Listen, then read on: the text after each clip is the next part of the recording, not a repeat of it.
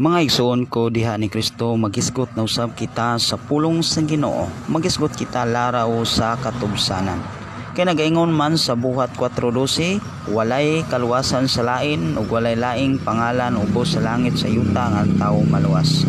Sa laktol magasulti mga kaigsunan, kung ang simbahan sa Ginoo kun dili pagatawgon sa iya nga pangalan, wala gayoy kaluwasan.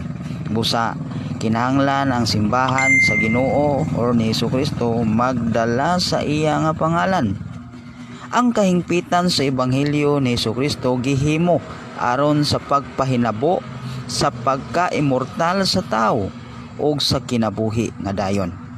Kini naglakip sa paglalang sa pagkapukan ug sa pag-ula uban sa tanan nga mga balaod nga mga ordinansa ug mga doktrina nga gihatag sa Dios sa matag usa kanato.